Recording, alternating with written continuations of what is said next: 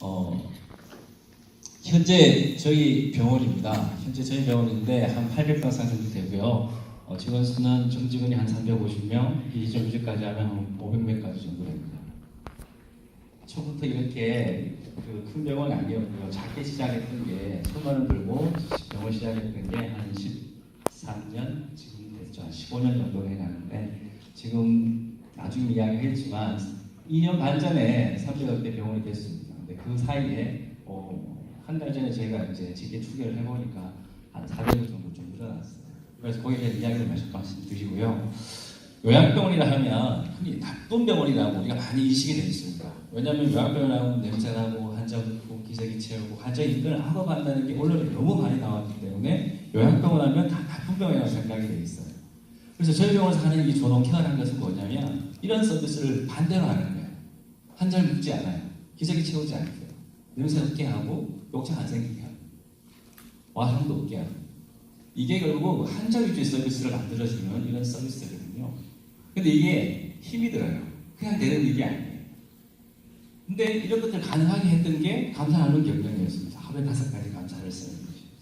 이걸 의료계에는 저희가 포스코하고 삼성 중범을 사전 이야기했는데 이걸 의료계에서는 저희가 최초로 시작을 했고요. 이게 성공 모델이 되었습니다. 저희 병원의 모델이 서울 아산병원을 거쳐가지고 전국의 대학병원, 종합병원으로 이제 퍼져나가고 있습니다. 직장 문화에 시켜서 되는 날인 이 긍정의 문화를 심고 이 긍정의 힘을 가지고 존중결의 문화를 확산시키는데 저희가 이런 일을 하고 있었던 겁니다. 잠깐 보여드리겠습니다. 저희 병원이 입원했던 환자분은 한 분이에요. 저희가 우리 간호사 한 분 차였거든요.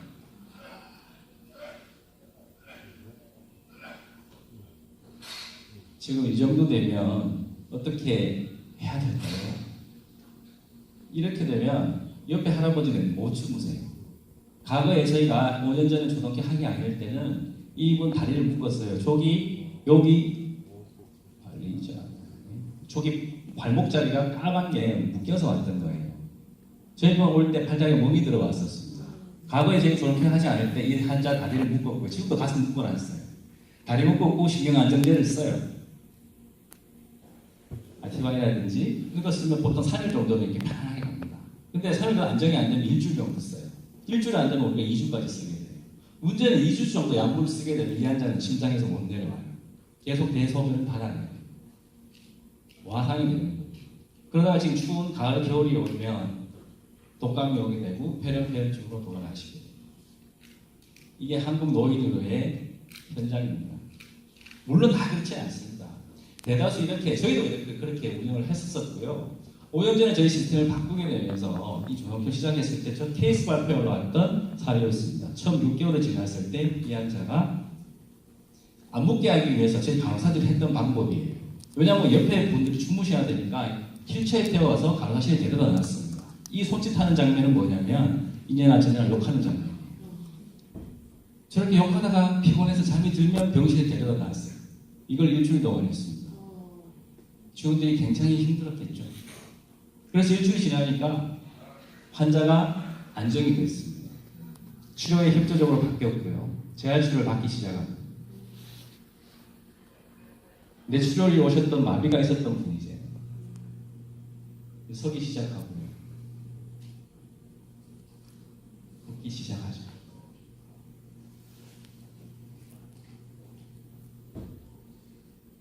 이제 워커가 필요합니다. 아직 우측이 조금 필요해요. 이제 스스로 걸어서 가요. 이 환자분은 2달 만에 이렇게 해서 퇴원해서 집에 가셨어요. 이런 사례가 저희 병원에 이제 있어요. 근데 이걸 왜 보여드리냐면 그렇게 아무리 말해도 필요가 없고요. 이 환자분한테 이 사무이탈 운동이 다 들어있습니다. 이 환자 묻지 않았고요. 기저귀 안 채웠습니다. 욕창 안 생겼고 와상도 없었어요. 냄새 당연히 없었고요. 결국 저희 병원에도 일본에서 했던 이 조동 케어가 과연 시골이 서울도 아닌 시골에서 총구석에서 이걸 과연 우리가 할 수 있을까? 저희 직원들도 불안해했었고 할 수 없을 거라고 생각했습니다. 6개월 만에 나온 3개월 지나서 치료 끝나서 6개월 만에 영상이에요. 저희 케이스가 떨어진 영상인데 이 영상 하나가 저희 직원들한테 우리도 할 수 있다는 자신감을 심어줍니다. 이게 조동 케어였어요. 그런데 이게 케이스가 많은 케이스가 있어요. 저희 병원에 이제 한 달에 한 번씩 정확히 공식적인 날이 있습니다. 그때 오시면 여러 가지 영상하고 1시간 반짜리 이 PPT를 다 보여드릴 수 있는데, 문제는 이게 한 6개월 정도 지나니까 직원들 지쳐가요. 힘들어요.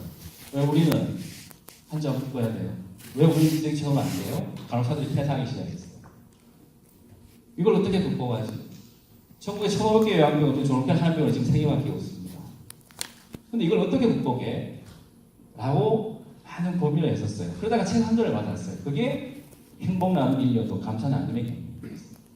5가지 감사를 쓰고 한 달에 2가지 독서를 책을 읽고 하루에 한 가지 선행을 한다는 거였어요. 5가지 감사를 쓰니까 그 책에 나왔던 내용이 그거였어요. 장애를 가진 딸아이가 소아마비 때문에 다리를 절고 있어요. 그 애가 아버지한테 100가지 감사를 쓰는데 다리만 불편하게 놔줘서 감사한 거라고 했어요. 제가 그 책을 읽고 나서 그 책을 직원들한테 400원 다 사서 나눠주면서 우리 감사 경쟁을 하자고 했어요. 그 직원들이 뭐라 그랬을까요? 저는 키우는데 힘들어 죽겠는데 무슨 감사냐고. 그래서 3개월 동안 해보고 하기 싫으면 간두자 그랬는 게 지금까지 5년 동안 잘 하고 있습니다.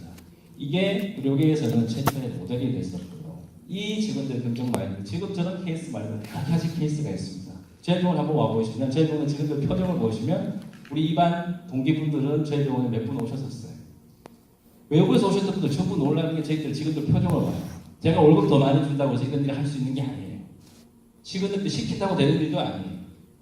그게 뭐냐면 직원들이 원래 마음에 가지고 있던 착한 근성을 이끌어내주는 것들이, 그게 감사 나눔이었고요. 그것들을 확장시켜서 폭발시켜서 직장의 문화를 만들어가는 게, 그게 굉장히 제가 했던 일이에요. 결국 제가 한 일이 아니라 우리 직원들이 한 일이에요. 그래서 제가 1차 야산병원 처음에 갔을 때 500명 정도 왔었고, 두 번째 갔을 때 한 700명 정도 왔습니다. 요즘까지 다 참여했었습니다. 이게 시골의 요양병원 이사장이 서울에 올라가서 할 일이 뭐가 있을까요? 저희가 아산병원보다 감사 나눔이 1년 반이 빨랐습니다. 저희 차례도 훨씬 많았기 때문에 아산병원에서 저희 걸 도입을 했었고, 이게 많이 확장되게 되었습니다. 예전에 제가 재활병원 처음 만들고 아산병원 처음 갔을 때는 잡상인 취급당해서 제 책에 있는 내용인데요. 우리 병원 알리려고 대외협력부에다가 이 팜플렛 가져갔어요. 그러니까 제가 젊다 보니까 병원 이사장인지 모르고 일반 직원인 줄 알고 저보고 두고 가라고요. 정말 몸에가 좀 늦겠는데 그래도 그냥 나왔습니다. 그리고 한 달 뒤에 다시 갔습니다. 그리고 명함을 놔두고 왔었거든요. 그때 한 달 뒤에 다시 가니까 앉으시라고, 커피 드시라고. 그 병원에 정확하게 1년 반 뒤에 가서 제가 강의를 했어요. 그래서 이게 참 아산병원이라는 것들도 정말 대단한 곳이었던 것 같아요.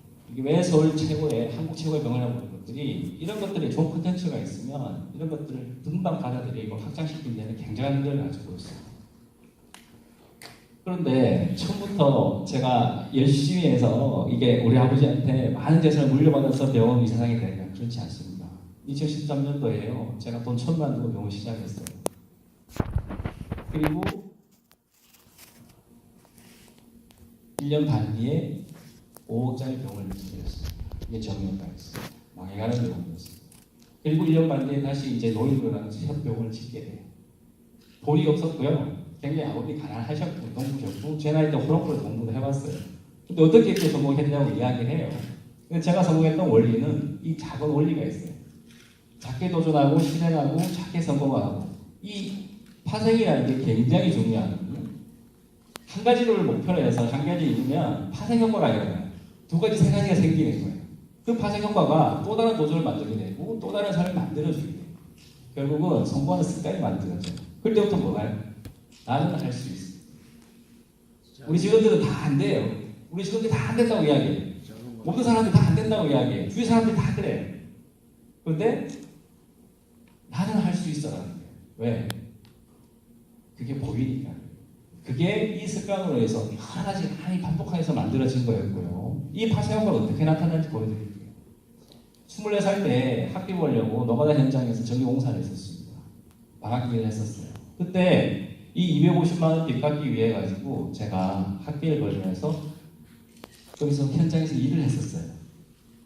근데 저보다 일도 못한 우리 현장 대리가 있었어요.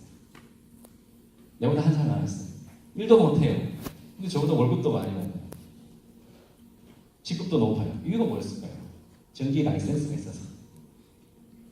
그래서 제가 대학 2학년 때 했는데 바로 3학년 때 낮에는 전공 공부를 하고 밤에 본과학은 전기학원에 수강을 하면서 6개월 만에 이 자격증을 땄습니다. 국가 라이센스죠. 문제는 이 라이센스가 활동할 수 있다는 꿈을 가지게 해줬고요. 24살의 나이에 내 모든 걸 투입해가지고 6개월 만에 이뤄낸 첫 성과물이었어요. 이 도전이 남다른 삶을 살겠다고 꿈을 꾸게 돼요. 그게 대학교에서 꿈을 꾸게 됩니다. 그래서 석박사 과정을 하게 돼요. 석사과정 때 만났던 동기 선생님이 병원 사업을 하고 있었어요. 그분한테 병원 사업을 하겠다는 것을 처음 들었고 그걸 아는 줄 알았어요. 제가 대학원 안 갔으면 이 선수 어떻게 만났을까요? 못 만났거든요. 그게 결국은 1년 반 뒤에 제가 학교의 꿈은 외래 교수, 겸임 교수만 하고 그 다음에 천만 두고 병원을 시작하게 됩니다. 그리고 1년 반이 잘 됐어요. 그래서 좀 더 그 평을 하려고 5억짜리 병원을 인수하게 되면서 우리 오픈 대표가 취임됩니다. 망해가는 병원이었습니다. 그래서 잘 성장을 시켰어요. 그 다음에 여기 노인병원을 2006년도에 처음 시작하게 됐죠. 그 다음에 복지병원 경매로 제가 120억짜리를 92억 인수하게 됩니다. 이러면서 33살 때 병원 이사장이 됐고 38세 때 자산 300억대 병원을 갖추게 됐습니다. 그때 영광스러운 청년상정도 됐습니다. 이때까지는 성장 경쟁이었습니다. 어렵고 가난하게 힘들게 살았기 때문에 돈이 많이 벌고 싶고 행복하고 싶었어요. 돈 많이 벌고 행복할 줄 알았습니다. 근데 300억대 되고 병원이 3개쯤 되니까 제가 개인병원 처음 할 때 월 1,000만 정도 수익이 났었고요. 정형외과 할 때 한 달 4천만 수익이 났어요. 병원 처음 할 때 한 달 1억 수익이 났어요. 병원 3개 하다 보니까 3억, 4억까지 수익이 났어요. 근데 그렇게 행복하지 않았어요. 직원 수가 많아져요. 일이 많아져요. 그게 행복이다. 돈이라는 게 많이 벌어보면 크게 벌어봐도 큰 의미가 별로 없었습니다. 그런데 이 상황에서 저희가 양적인 성장을 멈추고 그때 존엄care 하게 됐어요. 환자들한테 좋은 서비스를 하자. 병원 수입을 줄여서라도 내 클라이언트, 내 고객인 분들한테 더 좋은 서비스를 해주고 내 내부 고객인 내 직원들한테 복리후생을 증진시켜주는 것들이 감사하는 경영을 통해서 하고자 했던 결정을 했습니다. 이 3년 동안 한 달에 간병 적자가 1억씩 났습니다. 한 달에 수익이 3, 4억씩 나는 게 30% 이상 수익이 급감을 했어요. 좋은 서비스 하니까 사람이 많이 써야 돼요. 수가적으로 보상 하나도 안 돼요. 그렇지만 환자들한테는 좋은 병원이 됐어요. 직원들한테는 이때까지는 요양병원 다닌다고 머리 긁으면서 쪽팔려서 요양병원 이야기 안 했습니다. 요양병원 다니는 이야기를 안 했어요. 우리 저희 직원들이 지금은 이제 우리는 요양병원에 다니지만 우리는 이런 일을 하고 이런 가치를 가지고 있습니다. 라고 이야기해요. 성장 경영에서 돈을 많이 벌었을 때 행복하지 않았어요. 근데 가치 경영이라는 걸 시작하면서 행복해졌어요. 근데 그게 이제 선순환 돼서 수익이 돼서 돌아옵니다. 비록 예천감독이 시골에 있지만 저희 병원 들어오시면 예약해야 돼요. 공실이 없어요. 여기 앉아 걸리거든요. 그런데 다 성공만 했냐면 그렇지 않아요. 이렇게 가는 과정에 15년 동안 많이 힘들었던 위기상황이 몇 번 오게 됩니다. 이 두 분이라는 게 제가 위기상황이 왔을 때 결국 저를 구해줄 수 있는 사람은 사람이 구해줘요. 그 사람이 누구냐면 인맥관리예요. 저는 내가 14년, 15년 전쯤 사업하면서 뭐 복지부든 공무원이든 누구든 어느 부처에 있든 간에 지금 제가 어떤 위기상황이 되면 지금 제 앞에 5시간 안에 다 뛰어올 분들 굉장히 많습니다. 저는 개인 재산이 없어요. 그때까지 병원에 다 투자해가지고 지금도 전세 사나요. 안 믿기시죠? 병원 자산 한 300억, 400억 돼요. 개인 재산이 개털이에요. 누구 알아요? 그래서 이제 개인 자산도 물리라고 유기적목 갑시다의 김성호 회장님께서 월급을 올리라고 말씀해 주셨는데 이 한 걸 말씀드릴게요. 이 왼쪽에 있는 분이 제 고객이었습니다. 저한테 치료받던 환자였어요. 제가 물리치료를 직접 할 때 저는 의사가 아니었어요. 물리치료 출신이었어요. 가난한 집이었고 근데 이분이 나한테 치료받던 분이었어요. 망해가는 정형외과를 5억에 제가 인수를 하게 돼요. 근데 그 5억을 금권에서 빌릴 수가 없어요. 개인한테 빌릴 수밖에 없는 돈이에요. 근데 우리 집 어른들 농사 짓는 거 다 팔아도 1억이 안 돼요. 근데 그 1억을 밖에 없는 자산에서 어떻게 5억짜리 빌려요? 제가 이제 33살밖에 안 됐고 31살에 병원 시작해요. 33살밖에 안 돼요. 근데 이분이 제가 이렇게 해서 포기하려고 합니다 그러니까 이분께서 말씀하셨어요. 이 선생, 자녀가 이때까지 이 세상을 열심히 살아왔고, 이분이 저희 의사님 남편이에요. 국립안동대 교수님이셨거든요. 열심히 살았는데 그 옥을 다 까만들었더니 열심히 한번 해봐라, 내가 도와줄게. 그리고 그 다음날 정말 자기 퇴직금 낭보를 해갖고 은행에 가서 돈 8천만 원 찾아가고 저한테 주셨어요. 자기 아들한테도 그렇게 해줄 분이 아닙니다. 이걸 제가 모티베이션 삼아서, 이걸 동기부여 삼아서 그때부터 제가 돈을 빌리기 시작했어요. 우리 대기업에 다니는 SK 다니는 친구들, SK 다니는 친구들한테, 야, 내가 이런 계획을 하고 이렇게 하려니까 나한테 돈 좀 빌려줘라. 처음부터 돈 빌려 소리 안 했어요. 제 사업 플랜에서 이야기를 해줬어요. 그래서 3천만, 5천만 다 빌려가지고 제가 결국은 주도금 받고 공사병원 인수를 해서 한 달 반 만에 정상화 시킵니다. 그러면서 적자 500만 원짜리를 마이너스 3천만 원으로 그냥 플러스 3천만 원 만들게 돼요. 이분은 누구냐면 최종 원장님이세요. 제가 의사가 아니잖아요. 대구경북을 대표하는 외과 의사시고 안동병원 원장 20년 하셨습니다. 도지사의 오른팔이셨고 복지부 장관도 막 만나시는 분이에요. 검찰, 경찰 다 했어요. 제가 옛날에 병원 할 때는 내부 외부 활동 다 했어요. 근데 이분이 오셔가지고 외부 활동 다 하세요. 이분 어떻게 만나고요? 법원에서 만났어요. 제가 억울한 당해서 조정당했을 때, 제가 피소됐을 때 제가 쓴 돈 아니에요. 남의 돈 물려주게 됐어요. 그때 조정면으로 오셔가지고 저한테 이거 묻고 열심히 해라. 왜냐하면 나쁜 사람들한테 걸리면 내가까지 망가질 수가 있으니까. 법이란 것은 시간과 돈이었으면 법정에는 지니까 앞으로 예천 가서 열심히 할 생각을 해라. 그게 인연이 되었습니다. 그게 다예요. 근데 제가 그 인연을 해서 머니센터 찾아뵙고 인사하면서 MB 정권을 맡겼을 때 이분이 평통회장을 했고 제가 간사를 했습니다. 그래서 이분이 안동원전 퇴직을 하려고 저희 분에 오셨어요.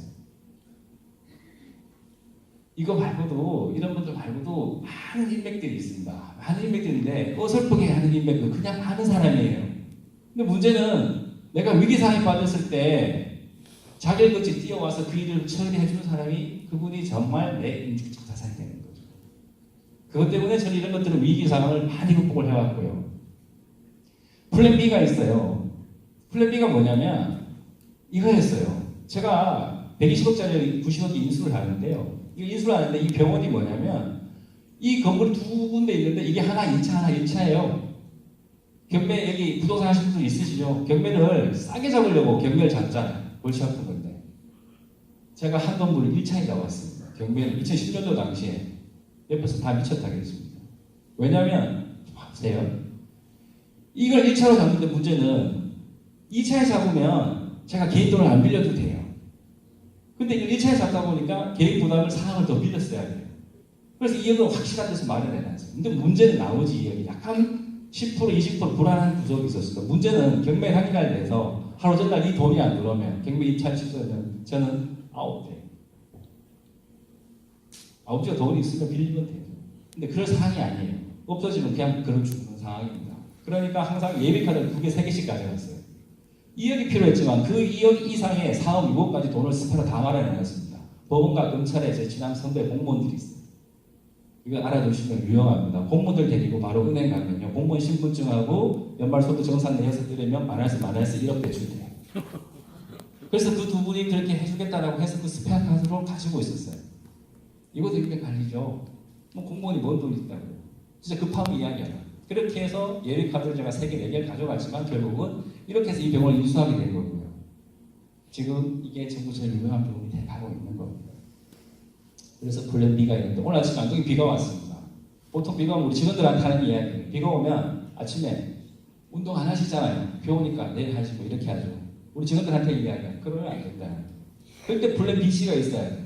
비가 오면 어디 가야 돼요? 지하주차장을 걸어야지. 지하주차장 안 되면 계단을 걸어야 돼요. 비 와서 못하고 더워서부터 추워서 못하면 평생 못하는 거예요. 작은 것들이게 작은 생활 습관적으로 이게 플랜 B, C가 필요하다는 말씀이고요. 김수호 회장님이 80페이지에 생각 비밀에 미쳤다고 도전, 미쳤다는 얘기 몇 번 들어봤냐 그래요. 미쳤다는 얘기 몇 번 들어봤냐. 몇 번 많이 들으셨어요. 여기 오셨던 분들 많이 들으셨을 거예요. 제 책도 불광불급인데요. 저는 사실 미쳤다는 표현을 좋아하지 않는데 미쳤다는 소리를 많이 들었습니다. 이게 이거였어요. 제가 이게 처음에 2003년도에 처음 시작했던 병원이었습니다. 누가 봐도 다 쓰러져가고 망해가는 병원이었습니다. 엑스레이 없고요. 원장 선생님이 연세가 75세였어요. 왜 젊은 선생님하고 제가 투자해서 같이 안 했냐면요. 젊은 선생님들 병원 잘 되면 다 자기 탓이에요. 자기 능력이에요. 내 능력이 아니에요. 그래서 일부러 능력 없고 인테리어 안 되고 엑스레이도 없는 곳에 누가 봐도 내 능력인 곳을 잡았어요. 망해가는 병원이었습니다. 망했습니다. 가라앉아 받아가지고 보험 사기로 검찰 조사 받아가지고 그냥 무너지던 병원이었어요. 이거 왜 인수했냐? 인수할 때 사람들 뭐라 그랬냐면 망한 병원 왜 인수하니? 망한 원인을 아니까 인수했어요. 어떻게 하는 걸 잘 아니까 인수하는 거예요. 이 병원을 왜 인수했냐? 왜 경비를 1차에 받냐고 사람들이 이야기해요. 아까 말씀드렸죠? 경쟁병원이 안동에 이때 사이에 저희가 병원 한 개 운영할 때 자산이 50억밖에 안 됐어요. 그때 안동에 자산 1,000억, 1,500억짜리 병원들이 매제들이 있었어요. 급성이 병원들이 1,000병상, 1,500병상들이 쟤들이 다 경쟁자들이었습니다.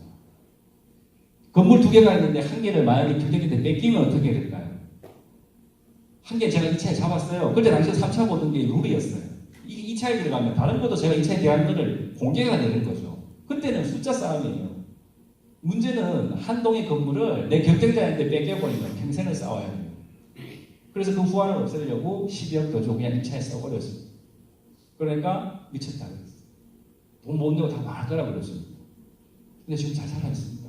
병원 잘 상대하고요. 제가 이거 인수하고 나서 저희 병원 바로 옆에 터미널이 왔고요. KTX 역사가 좀 지정됐습니다. 내년에 KTX 오픈됩니다. 제가 38만 원 주고 샀는데 지금 평당 200만 원. 병원이 막 녹아나는 장사가 아니에요. 막 수급이 막 뛰는 장사가 아니에요. 왜냐하면 국가에서 정책을 묶어놓기 때문에. 대신에 제가 했던 병원들이 자산가가, 부동산가가 어마어마하게 올라버렸어요. 제가 8만 원에 샀던 땅이 지금 80만 원 하고요. 저는 부동산 몰라요. 그냥 내 병원 때문에 했던 것들이 지금 그렇게 올라가 있는 거예요. 그래서 여태까지는 이렇게 많은 극복을 해서 행복했죠. 성장 요인도 했고. 근데 그게 다가 아니었어요. 그래서 아까 말씀드렸던 이 가치 경영이라는 걸 시작한 거예요. 그래서 정말 행복해졌어요. 왜냐하면 예전보다 수익은 덜 벌어요. 병원 수익은 예전부터 줄었어요. 대신에 좋은 서비스를 만들기 위해서 직원들이 스스로 노력해요. 제가 시켜서 되는 일이 아니에요. 그리고 병원의 수익, 제 조직의 수평 문화를 만들어냈어요. 이게 지속성장의 비결로 넘어가요. 제가 올 4월에 미국에 갔다 왔습니다. 여기 김승호 회장님 강의 드신 분이 대부분이시고 김승호 회장님 여기 오셨을 거예요. 제가 김승호 회장님 그 스노우폭스를 확인하려고 4월에 갔습니다. 왜 갔을까요? 지속성장이라는 것을. 지속성장이라는 게 회장님이 7개 회사를 하는데도 그 대표작이 따로 있고 본인은 나가지 않아도 그 회사는 연간 20% 30% 지속성장을 해요. 저는 그게 궁금했고요. 이론을 알겠어요. 눈으로 보려고 합니다. 현장에 내가 안 가봤고 회장님 집에 안 가봤고 회사에 안 가봤고 그 시스템을 내가 이해할 수가 없죠. 이해는 돼요. 머리가 이게 아니에요. 그래서 저는 저자든 누구든 궁금한 거 있으면 책성 사람들 거의 다 만나봅니다. 여기서 지속성장의 비밀이 나오는 거예요. 저희 병원도 이렇게 가치 경영을 통해 가지고 하다 보니까 이런 가치 경영을 사무 이탈이나 이런 걸 통해 가지고 가치 경영을 하다 보니까 처음에는 적자가 났어요. 처음에는 사업 수익이라는 게 2억으로 줄었었어요. 근데 지금 5년이 지났어요. 공실률이 없어져요. 배기 한 장 걸린다 그랬죠. 그러니까 이제 예전에는 간병비 적자가 그만큼 많았어요. 이제 간병비 안 깎아줘도 고객들이 찾아와요. 그러니까 이게 수익으로 돌아와요. 이게 3년 정도 걸렸어요. 이게 다시 원상태를 지금 회복하고 있고 이게 1년 더 가면 훨씬 더 많은 수익을 창출할 수 있다고 봅니다. 김성호 회장님은 외식업에서 지속성장이라는 걸 자율경영체제로 이뤄내실 겁니다. 자율스럽게. 저희 병원은 제가 보니까 이 나눔을 선순환을 통해 가지고 고객 서비스 만족도를 올리게 됐고 직원들 만족 서비스를 올리게 되니까 직원들이 퇴사율이 떨어졌고 직원들이 안정적이 됐어요. 좋은 직원들이 많이 와요. 환자들도 많이 찾아오다 보니까 공실률이 없어요. 결국 이게 선순환되어서 저희 병원이 지속성장을 하고 있습니다. 미국에서 팁으로 배웠던 거는 여기에다가 이 가치 경영을 통해 가지고 우리 병원이 지속성장의 동력을 만들어야 했는데 여기에 조금 더 가미를 한다면 김승호 회장님 같이 권한을 양분 부분에서 자율금융 체제를 더 도입하는 게 좋겠다는 걸 미국에서 생각하고 왔어요. 그래서 제가 지금 가진 권한을 우리 지금은 제주도적으로 해왔기 때문에 이제 직원들 수술할 수 있게 핵심 인재들한테 제 권한을 양도하는 작업을 하고 있습니다. 이렇게 해서 나름 성장 경험과 가치 경영들을 해왔고요. 많은 이야기가 있지만 오늘 너무 시간이 짧기 때문에 이 정도만 말씀을 드리고요. 여기 성공하신 분도 있고요. 성공 안 하신 분도 있고 아마 큰 성공을 하신 분도 있을 거예요. 근데 이래서 성공을 했다면 여러 가지 경기가 어렵던 사회적, 경제적인 변화에 따라서 위기나 어려움이 닥칠 수 있습니다. 그때 지속 성장을 같이 하려고 그러면 각 병원당, 업종당, 각 여러 업종당 시스템과 환경이 다 다르기 때문에 그 업종에 맞는 지속 경영에 대한, 지속 성장에 대한 아이템을 찾아야 되고 그거를 찾아가지고 여러분들이 성장시키면 지금 김송 회장님 말씀하신 것 같이 지속 성장이라는 것들이 계속 이어지면서 위기가 남의 이야기일 뿐이다라고 여러분들이 그런 지표를 만들 수 있을 거라고 생각합니다. 짧은 이야기지만 들어주셔서 감사합니다. 다시 한번 박수 부탁드립니다. 얘기를 듣는 동안에 멈출 수가 없어요. 저도 쭉쭉 그냥 듣고 여기 질문 몇 개만 저희가 시간이 없기 때문에 우리 받아보도록 할 텐데 자기 질문 있다 하시는 분 시간이 없기 때문에 짧게만 받아야 될 것 같아요. 되게 많으신데 저기 우리 저 끝에 저희 대표님 마이크 좀 빠르게 좀 갖다 주세요. 예. 아까 되게 리스크가 있는데 불구하고 12억을 그냥 가고 있다고 들었는데요. 저 같은 경우는 막 반장이 아니고 막 고민이 많으실 것 같은데 대표님께서도 되게 힘드셨을 것 같은데 그런 거를 어떻게 이겨내셨는지 좀 막 빚이었잖아요. 다 빚이었는데요. 10억을 안 아까운 사람은 없습니다. 근데 당시에 제가 예천의 경동암병원이 한 달에 수익이 1억이 날 때였어요. 그러면 12개월이면 12억이면 1년 고생하면 돼요. 근데 문제는 12억을 아끼려고 잘못하다 보면 이거 평생을 쌓아야 되잖아요. 그렇게 해서 그 후환을 없애기 위해서 했더니 돈 아까운 사람은 없어요. 대신에 저는 이건 있어요. 원래 없었기 때문에 1년간에 대한 두려움은 없어요. 뭔가를 던지고 투자를 할 때 제가 우리 병원 프리미엄 병동 제가 30억 투자를 해가지고 서울에 대한민국에 딱 2개 있는 프리미엄 병동을 만들어냈어요. 서울에 있는 사람들이 와보고 과연 이게 촌에서 되겠냐 이거예요. 저는 촌에서 되겠냐 하니까 제가 그걸 만들어서 수익 구조를 만들어서 간병비 제대로 못 내는 분들한테 병실료를 다시 세포레이트하기 위해서 그걸 만든 거예요. 수익성 사업이 안 했던 거예요. 자체 내의 사업이었던 거예요. 근데 그 30억을 사실 병원 새로 지어도 돼요. 그거 안 하고 그런데 그렇게 해서 내가 확신이 있다면 그에 대한 투자에 대한 돈은 하나도 아깝지 않았습니다. 좋은 답변입니다. 저도 너무 궁금한 게 사실 저는 그 책 작년에 제가 봤거든요. 보고 저희 실장님이 이 책을 저한테 선물해 주셔서 DAD 갖고 오셨나 봐요. 그리고 거기 뭐 대표님처럼 이렇게 될 수 있다. 그만두셨어요. 그래서 선물만 했는데 근데 거기를 읽게 됐는데 저 너무 신기했어요. 돈을 말을 해갖고 빌리시잖아요. 사실 책을 읽으면서 뭐 방법이 뭐 얘기를 한다고 해서 다 빌려주지는 않잖아요. 뭐 8천만 원, 1억 뭐 이렇게 그거에 대한 가장 큰 노하우는 어떤 거였습니까? 살아온 세월이 이때까지의 학교 다니면서 내가 사업을 하면서 그분들에게 보여줬던 모습이 100만이 말보다 중요하다고 생각해요. 그래서 그 인맥 관리라는 게 어느 날 한꺼번에 하루에 되는 게 아니에요. 이때까지 열심히 살고 남속에 살면서 성실하고 진실하게 살면 그걸 지켜보는 사람들이 있어요. 내가 인맥이 없고 스펙이 없고 학력이 없고 재력이 없다 뿐이지 내 주위에는 권력이 있거나 재벌이 있거나 여러 분들 다 있잖아요. 근데 그분들이 나를 언제든지 도와줄 수 있게 만들면 되는 거죠. 그게 뭐냐면 생활에 대한 태도가 되게 중요한 거예요. 그래서 뭐 단순히 술 한 잔 더 사주고 술 한 잔 더 사주고 이게 중요한 게 아니라 진심을 다해서 그분들한테 성실하게 진실하게 대하면 그분들이 가지지 않은 사람들 우리 말 흑수저라고 그러죠. 이런 사람들에게 많은 울타리가 되어줍니다. 저는 그렇게 하는 걸 받고 살았습니다. 진짜 박수 한번 주세요. 너무 좋습니다. 자 마지막으로 진짜 자기는 꼭 해야 된다. 우리 주임씨님 일어나셨네 이제 술에서 깨셔서 같이 옆에 있어야 되는데 지금 거기서 지금 우선 책 너무 잘 읽었고 꼭 뵙고 싶었는데 이렇게 뵙게 돼서 영광입니다. 사람 덕분에 또 많은 것을 이루고 해오셨다고 하셨는데 그런 분들 특징을 보면 김승 회장님도 마찬가지지만 그만큼 내가 받았던 거를 또 이제 성공을 하고 싶어 하시는 분들께 나누어야겠다는 철학이 항상 있으시더라고요. 이윤환 대표님 찾아오시고 뵙고 싶어 하는 분들이 굉장히 많으실 텐데 다 만나실 수는 없잖아요. 그렇다면 이윤환 대표님의 마음을 움직일 수 있는 키가 있다면 어떤 게 있을지 궁금합니다.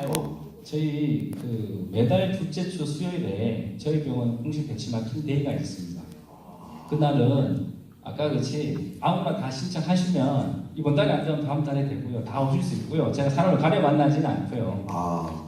그 공식 배치마킹 데이 때 오시면 제가 이 1시간 반 PPT하고 라운딩도 제가 직접 다 합니다. 그 다음에 진답 시간을 가지기 때문에 그런 과정을 통해 가지고 저 역시도 일본에 가서 존엄케어 처음 보임할 때는 그런 과정을 통해서 배워왔기 때문에 사실 한 달에 한 번씩 하는 것도 이게 보통 일은 아니에요. 우리 직원들도 실질적으로 매번 손님들이 오니까 그렇다고 손님들 온다고 뭐 더 잘하고 이런 것도 없어요.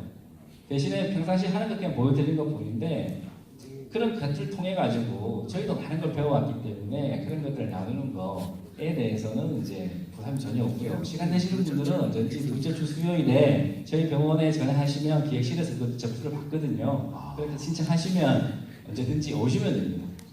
저희가 한번 모여서 한번 같이 가면 좋을 것 같습니다. 이렇게 해서 더 귀한 얘기는 제 시간 관계상 이제 오늘 이렇게 하고 너무 아쉽다. 야 지금 왜 어떤 것 때문에? 다름이 아니라 먼저 그 책은 못 읽어봤지만 여기 계신 분들도 궁금하실 수도 있고 제가 궁금한 게 있어서 질문을 하겠습니다. 지금 저희 우리나라가 요양원도 많이 가게 되고 지금 많이 생기게 되고 이런 것들 많이 보는데 정말 가치 있는 일을 하고 계신데 만약에 이게 이렇게 좀 확산되는 게 가치 경영하시면서 왜냐면 우리 부모의 모습도 항상 걱정하고 저희가 또 살아가면서 그런 시기가 오잖아요. 그런 거를 봤을 때 상업적으로만 여러 가지 지어지고 생기는 것보다가 지금 너무 이제 그 알게 되고 해서 아직 책은 못 봤지만 굉장히 공감을 많이 하거든요. 저는 부모를 저희가 모셔야 된다는 생각이 굉장히 많이 강해서 근데 지금 말씀하시는 것 듣고 이제 생각 드는 건 저희 그 나라적으로 이렇게 좀 쉽게 이렇게 퍼질 수 있는 방법은 혹시 하시면 생각해 보세요. 그게 이제 제가 뭐 복지부 회의나 저도 협회를 제가 뭐 기획위원장을 하기 때문에 사실은 그 복지부하고 이런 것들 우리 저희 병원들이 제가 저렇게 하는 병원이 전국에 10개가 안 돼요. 왜 10개밖에 안 될까요? 돈이 안 되니까 안 돼요. 다른 분들이 내 수익을 줄여서 좋은 서비스 하겠다는 분들이 별로 없어요. 근데 그게 잘못된 건 아니에요. 자본주의 사회에서 다 돈 벌려고 수익 내려고 병원 하는 거지 자기 수익 까먹으려고 하진 않아요. 대신에 이런 구도가 만들어진 게 가장 원인이 뭐냐면 저희도 간병비 적자가 한 달에 1억씩 난다 그랬잖아요. 간병비가 보험이 되면 돼요. 그래서 복지부 계속 주장했던 것들이 4년 전부터 보험해야 된다고 계속 복지부 이야기해서 안 돼서 청와대도 찾아가고 아는 사람 통해서 뭐 일자리 위원회도 찾아가고 그렇게 하고 있습니다. 그게 확대가 되면요. 간병급여야 되면 지금은 시골에 지방에 가보세요. 병원을 서비스를 좋은 곳을 시설이 좋은 곳 서비스 좋은 걸 찾는 게 아니에요. 어떤 곳을 찾냐면요. 니네 얼마 내? 엄마하고 얼마 내고 있어? 100만 원 내. 내가 80만 원 해줄게. 80만 원 내? 50만 원 해줄게. 엄마 거기 아버지 같이 와. 5+1 아버지 공짜. 이런 일이 일어나요. 그러다 보니까 가격 서비스가 서비스 경쟁이 일어나지 않고 가격 경쟁이 일어나다 보니까 서비스 질은 개판이 돼가는 거예요. 그러니까 한 달 묵고 기저귀 채고 서비스 자꾸 질 하향 평준화돼 가는 거죠. 정부에서는 이걸 해결하기 위해서 간병 급여를 해야 돼요. 재정이 없어 못 한대요. 그래서 제가 재정을 안 들을 수 있는 방법도 여러 가지를 제시했습니다. 근데 공무원들은 왜 안 되냐면요. 내실 하지 말자 그래요. 그런 태도 자체가 결국은 잘 안 되고요. 잘하면 본전이고 안 되면 내가 다 뒤집어 써야 돼요. 그래서 그분들이 잘못된 건 아니에요. 한국적 사회가 가지고 있는 고질적인 사회 구조가 그렇습니다. 그래서 이거는 어떤 이슈가 되게 되면 한번 바람을 타고 한번 촥 하게 되면 간병보험 되면요. 서울, 대구, 안동, 청주, 전라도 저희 병원에 사실 전국에서 다 오시거든요. 근데 그런 분들은 우리 병원까지 왜 오실까요? 지역에 그런 병원이 없기 때문에 그래요. 그리고 그 가격이 똑같아지면 지금 싸게 드리고 오세요 그러잖아요. 그게 아니라 저희는 병원에 환자 안 먹습니다. 저희는 기저귀 안 채워요. 저희는 욕차가 없어요. 이렇게 해서 홍보를 해야 되고 환자를 유치해야 되는데 지금 그런 구도가 아니에요. 그래서 선생님 말씀하셨던 간병보험이 되면 국가적으로 이 서비스 경쟁이 일어나게 됩니다. 그러면 좋은 병원이 많이 생길 거예요. 곧 될 것 같아요. 희망적이다. 자, 이렇게 우리 대표님께 다시 한번 박수 부탁드립니다.